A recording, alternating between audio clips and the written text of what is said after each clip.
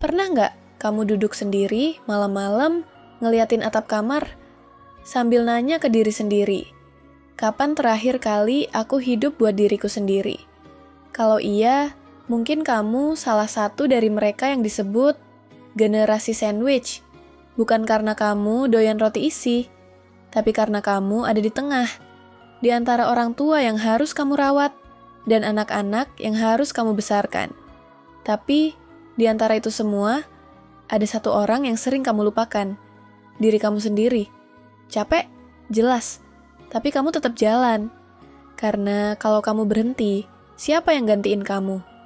Kita semua tahu, tanggung jawab itu bagian dari hidup. Tapi, ketika tiap hari rasanya seperti lomba lari tanpa garis finish, kamu mulai ngerasa ada yang hilang. Mimpi yang dulu kamu punya, pelan-pelan memudar. Cita-cita yang dulu bikin mata kamu berbinar, sekarang cuma tinggal folder lama di otak yang jarang kamu buka.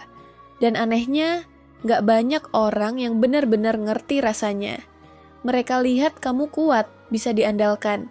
Tapi mereka gak tahu, ada malam-malam di mana kamu cuma pengen nangis.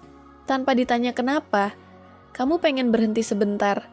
Bukan buat kabur, tapi buat bernapas.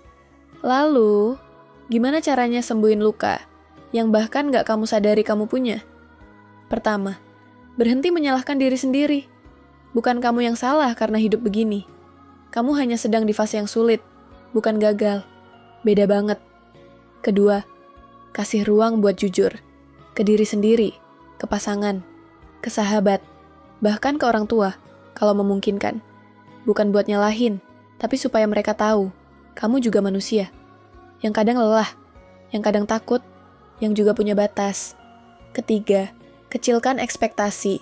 Kadang kita luka bukan karena kenyataan, tapi karena ekspektasi yang terlalu tinggi pada diri sendiri.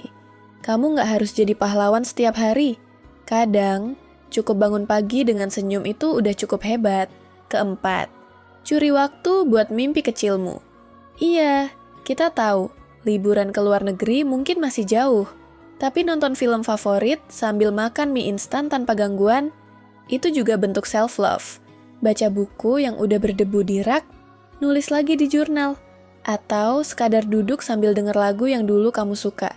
Kecil, tapi nyembuhin. Terakhir, pelan-pelan maafin hidup. Iya, hidup mungkin gak seindah yang kamu bayangin waktu kecil. Tapi bukan berarti dia gak bisa indah lagi. Mungkin bukan sekarang. Tapi, siapa tahu kalau kamu bertahan sedikit lagi, akan ada cahaya kecil di ujung lorong ini. Dan kamu tahu apa yang indah? Kamu nggak sendiri. Ada banyak orang di luar sana yang juga ngerasa sesak, tapi tetap bertahan. Dan video ini mungkin jadi tempat kamu bisa merasa sedikit lebih lega, sedikit lebih dimengerti. Kalau kamu lagi ngerasa lelah, izinkan diri kamu buat istirahat.